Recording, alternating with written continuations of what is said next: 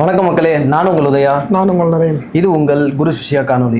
இன்னைக்கு நம்ம பார்க்க போகிற டாபிக் என்னன்னா, விடுதலை சிறுத்தை கட்சி தலைவர் திருமாவளவன் ஒரு ஸ்பீச் கொடுத்துருந்தாரு. அதில் மெயினான பாயிண்ட்ஸ் என்னன்னா, டிஎம்கே ஏன் எலெக்ஷனில் வின் பண்ண முடியல.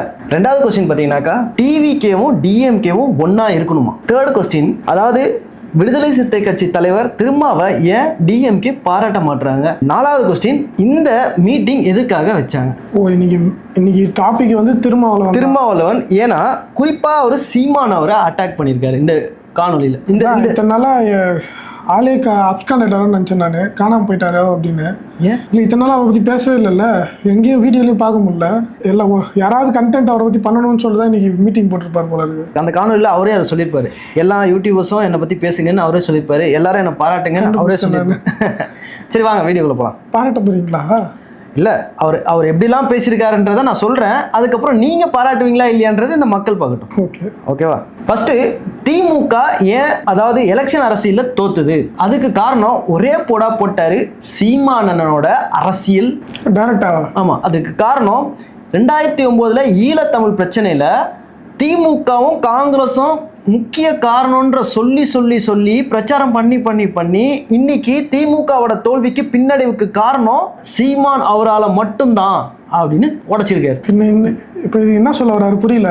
இப்போ டிஎம்கே வந்து காரணம் இல்லையாமா?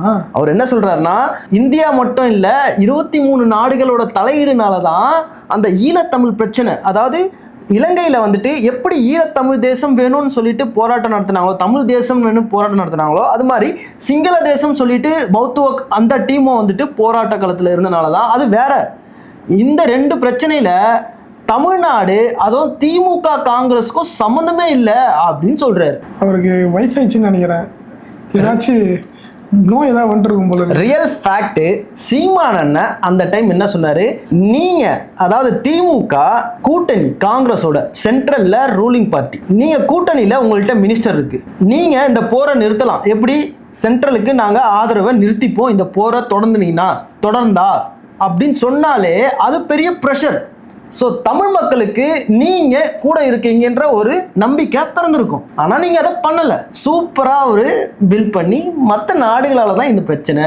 என்ன பில் பண்ணாரு? அதான் 23 நாடுகள், அமெரிக்காவும் இதுல ஒரு காரணம். ஓகே, அதாவது ஓட்டு அரசியல் புதுசா ஒரு கதை உருவாக்குறாரு. இதுவும் ஒரு காரணம் தான், ஆனா அது மட்டும் தான் காரணம்ன்ற மாதிரி மேஜரா காமிக்கிறாரு. இவங்கள எஸ்கேப் ஆகிறது, அதாவது காங்கிரஸுக்கும் டிஎம்கேக்கும் இந்த இடத்துல எஸ்கேப் ஆகிற மாதிரி ஒரு விஷயத்த கிரியேட் பண்றாரு. அதாவது இந்த மாதிரி ஆட்களோட நீங்க கொஞ்சம் குழாவறீங்களே ஏன்? அதாவது சீமானனோட டிஎம்கே ரீசெண்டா பாத்தீங்கன்னா கல்யாணம் ஃபங்க்ஷன்ஸ்ல அங்கங்க பாக்குறாங்க, இவரை போய் பொது வேட்பாளராக வேற பேசுறீங்களே அப்படின்னு ஒரு கேள்வி. யார் கேட்டா? அவரே எதையும் கேட்கிறாரா? இப்போ சீமான் அண்ணன் மேல ஒரு கட்டமைப்பை உருவாக்குறாங்க. டிவிகே அரசாங்கம் கூட்டணியில யார் இருக்கா? நீ சொல்றது ஒன்னொருத்தி கேட்கும்போது அவர் ஏதோ கண்டென்ட்டுக்காக பண்ணாம தான் இருக்குது. இல்ல ஒரு கட்டமைப்பை உருவாக்குறாங்க, பில்ட் பண்றாங்க. ஒரு பொய்யை வந்துட்டு 4 பேர் பேச அது உண்மையா காட்டப்படும் சொல்லுவாங்க. அப்போ விடுதலை கட்சி தலைவர் திரும்பவும் என்ன சொல்றாரு, சீமான் ஒரு டிஎம்கேவோட கூட்டணியா பொது வேட்பாளரா அப்படின்ற ஒரு கண்ணோட்டத்திலேயே எல்லாரும் பார்க்க வைக்கிறாங்க. ஓகே, இப்போ புரிஞ்சுதா? ஃபர்ஸ்ட் மக்களை நம்ப வைக்கணும். ஆக்சுவலா இவர் சொல்றதெல்லாம் யாராவது நம்புறாங்கன்னா இவர் கட்சி நம்புற ஒரு கட்சியா வந்திருக்கும். இவர் சொல்றது யார் நம்புவா? அவங்க கட்சியில் இருக்கவங்க நம்ப மாட்டாங்க இவர் சொல்றது. இவருக்கு ஒருத்தர் டார்கெட் கொடுத்துருப்பாங்களா, டிமாண்ட், இன்னைக்கு மீட்டிங்ல இதை நீங்க பேசணும், சீமானனோட நேமை ஸ்பாயில் பண்ணுங்க இன்னும். அந்த இடத்துல அவரோட ஃபர்ஸ்ட் பிரச்சாரம் முடிஞ்சு போச்சு. ரெண்டாவது, டிஎம்கே வின் பண்ணாத காரணம் இன்னொன்னு, சீமான் அவர் வந்துட்டு தெலுங்கு கட்சிகள் நீங்க எல்லாருமே, அதாவது திராவிடத்தில் இருக்கவங்க எல்லாரும் பார்த்தீங்கன்னா தெலுங்கு அரசியல்வாதிகளா இருக்காங்க. ஓகே, இந்த மாதிரி ஒரு வெறுப்பு அரசியலை உண்டாக்கி டிஎம்கேவை இன்னைக்கு தோக்கிறதுக்கான ஒரு ரீசன் அதுவும் ஒண்ணு. என்ன வஞ்ச புகழ்ச்சியா? சீமானனுக்கு ஆப்போசிட்டா பேசினாரா இல்ல சீமானன் சொல்றதெல்லாம் கரெக்ட்னு சொல்லிட்டு பேச வந்திருக்காரா? ஏன்னா தமிழ் தேசியம் முக்கியம் தான் தமிழ்நாட்டில் இருக்கவங்க பேசுவாங்க. அவரு உண்மையை தானே சொன்னாரு. இப்ப நேருவா இருந்தாலும் சரி, அதுதான் வெறுப்பு அரசியல் உருவாக்க வராருன்னா அப்ப கன்ஃபார்ம் பண்ணிடுறாரா திலுங்கர்கள் தான் உள்ள இருக்காங்க திமுகன்னு? அவர்கிட்ட தான் கேட்கணும். இந்த மாதிரி ஒரு ஸ்பீச்சை அந்த இடத்துல மேடையில் பேசுறாரு. அதுலேயும் முக்கியமாக பேனா சிலை வைக்கிறேன்னு சொல்லியிருந்தாங்க, அதையே உடச்சி தள்ளுவேன் அப்படின்னு தைரியமாக பேசுறாரு. அவரோட போயிட்டு நீங்க கொஞ்சம் கொலாவறீங்க, அதாவது பொசசிவ்னஸ் அதிகமாச்சுன்னா பேசுவாங்கல்ல, திமுகவை கேள்வி கேட்கிறாரு அவரு. அவர்கிட்ட போயிட்டு நீங்க போய் கொஞ்சம் கொலாவறீங்க அப்படின்னு. ரியலாக அது ஒரு சந்திப்பு, யதார்த்தமான சந்திப்பு. இது பேசும் பொருளாக ஆனதுக்கப்புறம் இவருக்குள்ள அதாவது ஹஸ்பண்ட் ஒய்ஃபுக்கு நடுவில் ஒரு யாரோ ஒருத்தர் வந்துட்டு ஒரு பொண்ணு பேசினா எப்படி இருக்கும் ஒரு ஃபீல் பொசசிவ்னஸ்.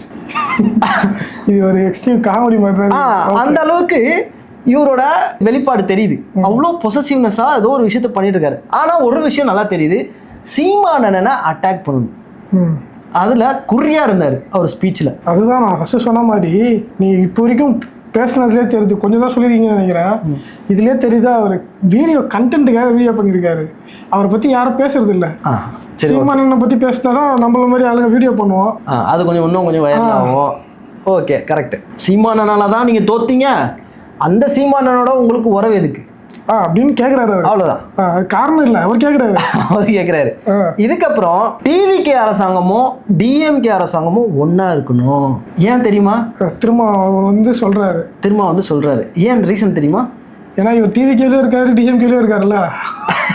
இதை எப்போ இது முடிக்கிறது? கலாச்சினே இருப்பாங்கல்ல. நீ யார்? நீ சீமானன் சொன்னது கரெக்டாக இருக்குல்ல, ஒன்று ரைட் சைடில் நில்லு, இல்லை லெஃப்ட் சைடில் நில்லு, நடுவில் நிற்காத, ஏதாவது வந்து அடிச்சு போயிடும் அப்படின்றாங்கல்ல. அது பயத்தில் இருக்காரு போல இருக்கு. இது அதை விட ஒரு எக்ஸ்ட்ராவா ஒரிஜினல் பொலிட்டிஷியனாக அவர் பேசினார். ஒரிஜினல் பொலிட்டிஷியன் அதில் என்னன்னா, சென்ட்ரலில் பிஜேபி ரூலிங், அதாவது மதவாத சக்தி, அவங்கள உள்ள விடக்கூடாது. சென்ட்ரலில் இப்போ வந்துட்டு நீங்கள் மினிஸ்டர் வச்சிருக்காருல்ல டிஎம்கே, காங்கிரஸுக்கு இவர் ஒரு பிரிட்ஜ், இப்போ ஓகே விடக்கூடாது. டிஎம்கே கூட வச்சுக்கிட்டா தான் நம்மளோட பவர் அங்கே காட்ட முடியும். ஸோ நீங்கள் ஒருத்தர் தான் வந்துட்டு கரெக்டாக பேசுவீங்க, அதாவது டபுள் டிகிரி வாங்கினவங்க எம்ஏ கூட வச்சுக்கிட்டீங்கன்னா பேசி இந்த பிரிட்ஜை கரெக்டாக வச்சுப்பீங்க, நீங்கள் தான் அதுக்கு தகுதியானவர் அப்படின்னு பேசுகிறாங்க. எந்த விதத்தில் தகுதியானவங்க? 2 பேரும் ஜாயின் பண்ண வைக்கிறவர் யாரு? ஓகேங்களா? இப்போ 2 பேரையும் ஒன்றா வச்சுக்கிட்டா சென்ட்ரலில் காங்கிரஸுக்கு ஒரு ஹெல்ப் பண்ணவராக ஆகிடும், பிரிட்ஜாக இருப்பார். இப்போ ஏன் வரணும், பிஜேபியை வந்துட்டு ஏன் ஒழிக்கணும் அப்படின்னா ரீசன், இப்போ கொல்கத்தாவில் பார்த்தீங்கன்னா சரி, டெல்லியில் பார்த்தீங்கன்னாலும் சரி, அங்கே இருக்க அரசாங்கத்தை எப்படி கவுர்த்தாங்க? அதாவது மம்தா பானர்ஜி வந்துட்டு திரிணாமுல் காங்கிரஸ், அதுக்கு முன்னாடி அவங்க காங்கிரஸோட இருந்தாங்க. இந்த 2 காங்கிரஸையும் திரிணாமுல் காங்கிரஸையும் பிரித்தது எந்த சதினாக்கா மதவாத சக்தி பிஜேபி அப்படின்னாரு. அவங்க ஆரம்பத்தில் விட்டனால தான் காங்கிரஸையும் திரிணாமுல் காங்கிரஸையும் பிரித்தாங்க. அவங்களோட ஓட்டு சதவீதத்தை 2 ஆக்குனாங்க. அதுக்கப்புறம் திரிணாமுல் காங்கிரஸை ஒன்றுமே இல்லாமல் பண்ணிட்டாங்க. அவங்க கட்சியில் இருக்கிற 60 எம்எல்ஏவையும் வலிச்சிட்டாங்க, 20 எம்பியும் வலிச்சிட்டாங்க. இப்போ பாவம் அவங்க ஒன்றுமே இல்லை. நாளைக்கு திராவிட அரசியல் தமிழ்நாட்டில் அப்படி ஆகிடக்கூடாது, பிஜேபி உள்ளே வரக்கூடாது. என்ன சொல்ல வராரு? திராவிடம் அப்படி ஆகிடும்னா பிஜேபி உள்ளே வந்துருமா? அதாவது டிவிகே டிஎம்கே ஒன்றா இருந்தா பிஜேபி உள்ளே வராதான். 2 பேரும் நடுவில் இருக்குன்னா மதவாத சக்தி, அதாவது அண்ணாமலை வி த லீடர்ஸ்ன்னு சொல்லி உள்ளே வராரு ஒருத்தர். அவர் வந்து யார் மூலியமா வராரு? பிஜேபி மூலியமாக தான் உள்ளே வராரு. இப்போ பாருங்கள், ஒரு கவர்மெண்ட் அஃபிஷியல் நான், அதாவது திரும்ப வந்துட்டு எக்ஸ் கவர்மெண்ட் எம்ப்ளாயி, அவர் வந்துட்டு ரிசைன் பண்ண சொல்ல அவங்க மேலே இருக்க ஹெட்டுக்கிட்ட ரிசைன் லெட்டர் கொடுப்பாங்க. ஒரு ப்ரொசீஜர் இருக்குது, கூப்பிட்டு வச்சுட்டு ஏன் இந்த மாதிரிலாம் ரிசைன் பண்ணுறீங்க கேட்பாங்க, விட்டு அதுக்கப்புறம் லீகலாக வெளில வரும். இதுதான் ஒரு கவர்மெண்ட் எம்ப்ளாயி ரிசிக்னேஷன். இது கட்சி பிஜேபியில் இருந்தார், கட்சியில் ரிசிக்னேஷனாக காலைல எழுந்து ப்ரெஸ் மீட் குத்தியா எனக்கு இது பிடிக்கலன்ட்டு போயிட்டே இருக்கலாம். இதுக்கு எதுக்கு போயிட்டு அமித்ஷா கிட்ட நீங்கள் போய் உட்காந்துக்கிட்டு, பிரதமர் மோடி கிட்ட போய் பேசிக்கிட்டு, நிர்மலா சீதாராமன்கிட்ட பேசிக்கிட்டு, எல்லாரும் கூடி கொலாவி, அதுக்கப்புறம் நீங்கள் ஒரு பேப்பரை கொடுத்து அதுக்கு ஒரு ப்ரெஸ் மீட்டை கொடுத்து, இதெல்லாம் என்ன பர்மிஷன் வாங்கிட்டு வரீங்கன்னா, அப்போ நீங்கள் பிஜேபின்ற ஒரு ஃபேஸை அண்ணாமலைன்ற ஃபேஸ் மூலியமா வரீங்க உள்ள. படிக்க என்ன சொல்றது, வெறும் மீட்டிங் போட்டு இந்த மாதிரி ஸ்பீச் பேசி முன்னேறினவர் இவருக்கே எப்படி இருக்குன்னா, படிச்சு அறிவு உள்ளவர், அவர் எந்த மாதிரிலாம் திங்க் பண்ணுவார். அவங்க கொஞ்சம் ஐடியாவாக தான் பண்ணுவாங்க. இவரை மாதிரி இங்கேருந்து அங்கே தாவறது, அங்கேருந்து அங்கே தாவறதுன்னு சொல்லிட்டு 2 சேர்க்குறேன்னு சொல்லிட்டு இப்படிலாம் பேசி நிற்கிற இவருக்கு எப்படி தெரியும் அதெல்லாம்? இதுக்கு முன்னாடி எலெக்ஷனுக்கு முன்னாடி மதவாத சக்தி டிவிகேன்னு சொன்னாப்புல, இன்னைக்கு அந்த டிவிகே கூட ஒட்டும் உருவம்ல இருக்காரு. இப்போ யாரு கூட சேராம இருக்காங்க? என்னை பொறுத்த வரைக்கும் இவர் நிக்கிற இடம் ஜெயிக்கணும், யாரும் ஜெயிக்க கூடாது மொத்தம். எனக்கு இவரை பத்தி என்ன பேசுறதுன்னே தெரியல. நீங்க தான் அவர் பேசுறத கண்டென்ட்டா பேசினீங்க, அது ஒரு முக்கியமான விஷயமே இல்லை நினைக்கிறீங்க. சரி, ஓகே, இவங்களை நம்பி ஒரு டீம் இருக்குல்ல, அவங்கள நம்பி இருக்க டீம் டிவிகே விட மோசமான டீம். இவ்வளோ பேசினாருல்ல, இன்னொரு விஷயம் சொல்லிடுறேன். அதாவது சீமான் அண்ணன் எதிர்க்க சொல்லலாம், அண்ணாமலை எதிர்த்து பேசினாலும் சரி, இவங்கெல்லாம் வந்துட்டு டிஎம்கேவை திராவிட அரசியலை எதிர்த்து பேச சொல்ல சரி, பெரியாரை எதிர்த்து பேச சொல்ல சரி, இவங்க முன்னாடி எதிர்த்து நின்னவர் யாருன்னா டிஎம்கேவுக்காக பெரியாருக்காக திருமா, விடுதலை சிறுத்தை திருமா தான் நின்ன. உங்களுக்கெல்லாம் நின்று பேசினவன் நான் தான், பெரியாருக்காக பேசினது நான் தான், கலைஞருக்காக பேசினது நான் தான் அப்படின்னு. என்ன இன்னைக்கு எல்லாரும் எதிர்க்கிறீங்க, என்ன அவமானப்படுத்துறீங்க, இன்னைக்கு நான் உங்களுக்கு முக்கியம் இல்ல. எமோஷனல் ஆயிட்டாரா? அப்படி பேசுறாரு. சரி, ஓகே, அழுகுறாரா? என்ன சொல்றது? அப்படி பேசினாதானே மக்களை இம்ப்ரெஸ் பண்ண முடியும். அதுதான் பொலிட்டிஷியன், ரியல் பொலிட்டிஷியன். ஓகே, புரியுதா? இப்போ வந்துட்டு பெரியார் அவர் வந்து திட்டினது சீமானனை எங்க திட்டினாரு? தமிழ் காட்டானுங்களான் தமிழ் மொழியை பத்தி பேசினாரு, அதுக்கு திட்டினாரு. பெண்களோட கர்ப்பப்பைய தூக்கி எரிஞ்சிட்டு இருக்கணும், ஃப்ரீயா இருக்கணும் அப்படின்னு பேசினதுக்கு திட்டினாரு. மற்றபடி பெரியார மொத்தமாவே திட்டினாரா? இல்லையே. அவர் என்ன சொன்னாரு? அவரும் ஒரு தலைவர், அவரும் சில இடத்துல பாராட்டி இருக்காரு, எல்லா இடத்துலயும் அவரோட பங்கு இருக்கு, ஆனா அவர் மட்டும்தான் அப்படின்னு சொல்ல தானே திட்டினாரு. ஏன் கோவப்படுறீங்க? எனக்கு என்ன சொல்றதுன்னு தெரியலையே. சரி, ஓகே, அவர் பெரியார விடுங்க. கலைஞர் சிலைய, அந்த பேனா சிலைய எதுக்கு எதிர்த்தாரு? கடல்ன்றது வந்துட்டு எதுக்கு இயற்கை, அது என்ன ரொம்ப முக்கியம். அதுக்கு அவர் முட்டு கொடுத்துட்டு பேசுறாரு. இதுக்கும் அவர் தான் வந்துட்டு எதிர்த்து பேசினாராம். கலைஞரை போய் எதிர்க்கிறியே, அவரோட எவ்வளவு உழைப்பு தமிழ்நாட்டுக்காக கொடுத்துருக்காரு, உழைப்பு கொடுத்தாரு, அவருக்கு எதுக்கு நீங்க அந்த இடத்த கொடுக்குறீங்க? கடல் என்ன உழைப்பு கொடுத்தாரு அவரு? சிஎம்ல உழைச்சிருக்காருல தமிழ்நாட்டுக்காக, தமிழுக்காக, அப்படிலாம் பேசுவாங்க. பாஸ்ட் கொஞ்சம் படிச்சீங்கன்னா நிறைய விஷயம் அவர் பங்கும் இருக்கு. ஆனா அவங்க எனக்கு தெரிஞ்சு மேஜரா உழைச்சது எதுன்னு பாத்தீங்கன்னா ரெட் ஜெயிண்ட் மூவிஸ், கேஜிஎஃப் மாதிரி அவங்களோட ஃபேமிலி பில்ட் பண்ணி வச்சிருக்கு. கேஜிஎஃப் மாதிரி டிவியை உருவாக்கிட்டு போனாரு அவர் தான். மாறன் ஃபேமிலியை உருவாக்குனாரு, நிதி ஃபேமிலியை உருவாக்குனாரு. இப்படிதான் சொல்லணும். அவர் வேற என்ன பெருசா உருவாக்குனாரு? பெரிய பிசினஸை உருவாக்கி வச்சுட்டு போனாரு. அவங்களுக்கு என்னன்னா இதெல்லாம் சொல்லிட்டு அந்த மக்கள் இருக்காங்கல்ல, நீங்க இல்லைன்னா நான் இல்ல, நமக்கு யாரும் உதவி செய்ய மாட்டாங்க. நம்ம ஒரு மாநாடு வந்து நடத்தினா நீங்க ஒவ்வொருத்தரும் ஒவ்வொரு மாவட்ட செயலாளரும் அவங்கள இருந்து 1 லட்ச ரூபா அந்த மாதிரி பங்கீடு கொடுத்தாதான் நம்ம வந்துட்டு நிலைச்சு இருப்போம். அழுகுறாரு மட்டும்தான் பார்த்தேன், பிச்சை எடுக்க ஆரம்பிச்சிட்டாரா? ஐயோ, இப்படி பேசிட்டியே, தப்பு. அதாவது திரள் நிதியை திருட்ட ஆரம்பிச்சிட்டாரு. இது திரள் நிதி திருடுறது கிடையாது, இது திருடுறது. ஐயோ, அவருக்கு யாரும் உதவியெல்லாம் செய்ய மாட்டாங்களாம். ஏன்னா இதுக்கு முன்னாடி பாஸ்ட்ல நான் பார்த்துருக்கேன், லாட்ரி டீமோட மெயின் ஆளு, அதாவது ஆதவர்ஜுனா அவரோட டீம்ல தான் இருந்தாரு, ஆனா அவருக்கு யாரும் உதவி செய்யலையும். இல்ல, இது எங்க போகுதுன்னே தெரியல. இவர் என்ன எதுக்காக தான் அந்த மீட்டிங்கை போட்டாரு?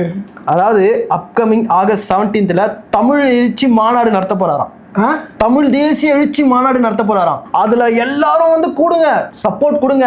இன்னில இருந்து எல்லாரும் ரீல்ஸ் போடுங்க, இன்னில இருந்து எல்லாரும் வீடியோ போடுங்க, இன்னில இருந்து சோறு ஒட்டுங்க, இன்னில இருந்து பிரச்சாரம் பண்ணுங்க. நீல வெள்ளை, திரும்ப அவங்களோட கொடியில இருக்க வண்ணம் நீலம் வெள்ளை தான் நினைக்கிறேன். அந்த கொடி வந்து எங்க பார்த்தாலும் பறக்கணும், எங்க பார்த்தாலும் இருக்கணும்.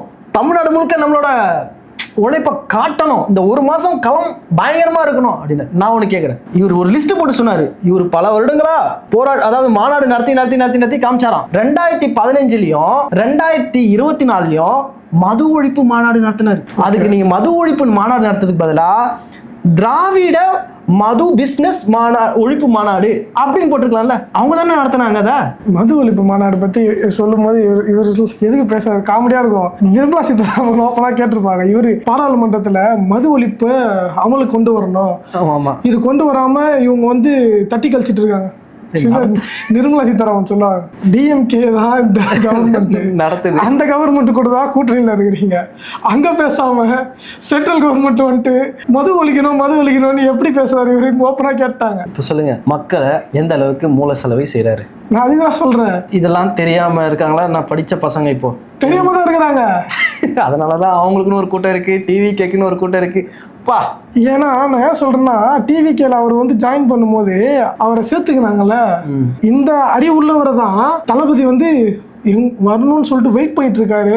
அதுலயும் ஒரு விஷயம் சொன்னாரு. என்ன சொன்னார்னா, எல்லா கட்சியும் கூட்டணி கட்சி எல்லா கட்சியும் உங்களை விட்டு போனாங்க, டிஎம்கே விட்டு போனாங்க, நான் போனேன் அவங்களை விட்டு, உங்களுக்காக நான் கூடவே இருந்தேன். எல்லாரும் ஃபர்ஸ்ட் நாளே காங்கிரஸ் போயிடுச்சு, ஆனா நான் 9வது நாள் தான் போனேன், 8 நாள்ல அவங்க கூட தான் இருந்தேன். இப்படியா சொன்னாரா? 8 நாள் அவங்க கூட இருந்தேன், ஆனா என்ன போயிட்டு நீங்க இப்படி பேசிட்டீங்களே அப்படின்ட்டு ஒன்னொன்னு சொன்னாரு. உண்மையிலே இப்படிதான் சொன்னாரு, ரியலா சொன்னாரு. 8 நாள் நான் கூட இருந்தேன். இன்னொன்னு சொன்னாரு, எனக்கு கல்வித்துறை அமைச்சர் ஆஃபர் கிடைச்சது, விவசாயத்துறை அமைச்சரா ஆஃபர் கிடைச்சது, தொழில்துறை அமைச்சரா ஆஃபர் கிடைச்சது. அவங்க வந்து சொன்னாங்களாம், உங்களுக்கு எந்த அமைச்சர் வேணும் வாங்க தலைவரே வாங்க, நாங்க உங்களுக்கு தரோம் அப்படின்னு டிவிக்கு ஆஃபர் பண்ணாங்களாம். அதெல்லாம் மீறி எனக்கு அதான் தேவையில்லை அப்படின்னு சொல்லி நான் நின்னேன். ஏன்? என் கூட்டணி தலைவர் முக்கியம். ஆனாலும் அப்ப அவருக்கு தமிழ்நாடு முக்கியம் இல்லையா? இந்த திருமா வன்னி அரசு அவங்களுக்கு நீங்க அமைச்சர் பதவி கொடுங்க, எனக்கு வேண்டாம் அப்படின்னு நான் ஒதுங்கி இருந்தேன். அவரு இப்படி என்ன போயிட்டு நீங்க பேசிட்டீங்களே, திட்டுறீங்களே அப்படின்னு டிஎம்கே கேட்க இன்னொன்னு கேட்டாரு. அத்தனை கூட்டணி கட்சியெல்லாம் விட்டு போச்சு, அவங்கள நீங்க உங்களால நிக்க வைக்க முடிஞ்சுதா? அவங்க கூட சரி, என்ன மட்டும் நிக்க வைக்க சொல்றீங்க, நான் மட்டும் துரோகி ஆயிட்டேன். அவங்களுக்கு வளர்றாரா? அதாவது என்னை மட்டும் நீங்க கூடவே வச்சுக்கணும்னு சொல்லி நினைக்கிறீங்க, நான் மட்டும் போகக்கூடாதா அண்ணா? நான் இவர் தான் போகலன்னு சொன்னார், அப்புறம் போகக்கூடாதான்னு கேட்குறாரு. என்னாச்சு இவருக்கு? அவர் பொங்குறாரு, ஒன்றா இருக்கணும், நம்ம தோஸ்து படா தோஸ்து இது வந்து எனக்கு எப்படி தெரிஞ்சுன்னா, விஜய் என்ன பேசினார் பத்தியா, ஒன்று நீ இல்லைன்னா நான் அப்படின்ற மாதிரி கூட்டணியில் இவரு டிசைட் பண்ணுவார். ஒன்று டிவிகே இல்லைன்னு டிஎம்கே. அவர் எப்படி மேனேஜ் பண்ணுறாரு தெரியுமா? நாளைக்கு எலெக்ஷன் வர சொல்ல டிவிகே கிட்ட ஒரு எமோஷனலாக பேசி ஒரு கூட்டணியும், டிஎம்கே கிட்ட எமோஷனலாக பேசி ஒரு கூட்டணி பேச்சும், யார் அதிகமாக சீட்டு தருவாங்க அவங்க கூட நான் பயணிக்கிறேனே அது சொல்றாரு. இவர் எப்படி சொல்றாருன்னா, காங்கிரஸ் உங்களை விட்டு ஏன் போச்சு, அதுக்கு காரணம் என்ன தெரியுமா? கூட்டணி கட்சிகள் உங்ககிட்ட வந்துட்டு டிமாண்ட் வச்சாங்க, இத்தனை சீட்டு வேணும்னு, நீங்க கொடுத்தீங்களா? இன்னைக்கு அதனால தான் போனாங்க. நான் காட்டு மன்னார் கோயில்ல எனக்கு தாங்கன்னு கேட்டேன், ஆனா தலைவர் என்ன சொன்னாரு, திரும்ப நீங்க யோசிக்கணும் அப்படின்னு சொல்ல ஓகே தலைவரே நீங்க என்ன சொல்றீங்க நான் கேட்கிறேன், எல்லா இடத்துல நான் பிரச்சாரம் பண்றேன் அப்படின்னு சொல்லி நான் ஒதுங்கி வந்துட்டேன். கூட்டணி தலைவருக்கு நான் மதிப்பு கொடுத்தேன். பாவம் இவ்வளோ எமோஷனலாக பேசினாரு, ஆனால் பேசி முடிச்சிட்டாங்க நைட்டு. பாவம் கண் கலங்கி யாராச்சும் டிஎம்கேலேருந்து தலைவர்கள்லாம் கால் பண்ணி, அண்ணா திரும்ப நான் மன்னிச்சிருந்தேன், நான் உங்களுக்கு தெரியாமல் பேசிட்டேண்ணே, நான் உண்மையிலே நீங்கள் நேர்மை கண்ணியம் கட்டுப்பாடு உள்ளவர் தானே, நெக்ஸ்ட் எலெக்ஷனில் நம்ம கூட்டணி பற்றி பேசிக்கலாண்ணே அப்படின்னு ஒரு பேச்சு வரும்னு எதிர்பார்த்து தூங்கியிருப்பாரு. பேச்சு வந்து தான் நமக்கு தெரியல, யாராவது பேசினாங்களா இல்லையான்னு தெரியல. இந்த சைடில் டிவிக்கே ஃபோன் பண்ணி, அண்ணா அதாவது சீமானை நீங்கள் பயங்கரமாக அட்டாக் பண்ணிட்டீங்கண்ணே, வேற லெவல்ண்ணே, ஆனால் டிஎம்கேவையும் நீங்கள் மேனேஜ் பண்ணுறீங்க பார்த்தீங்களா, இங்கே தானே நீங்கள் பக்கா அரசியல்வாதி. எனக்கு தெரிஞ்சு ஆதவ நான் கொடுத்த டாக்டிக்ஸாக தான் இருக்கும்னு நினைக்கிறேன் நான். இது சூப்பராக பேசினாங்கப்பா. காங்கிரஸ்லேருந்து அண்ணே நீங்கள் உங்களை மாதிரி ஆள் தானே நமக்கு தேவை, வர 2029 நாடாளுமன்ற தேர்தலில் டிஎம்கே டிவிகே விசிகே ஒன்னா இருப்போம் அப்படின்னு நீங்க பண்ணிட்டீங்கண்ணே.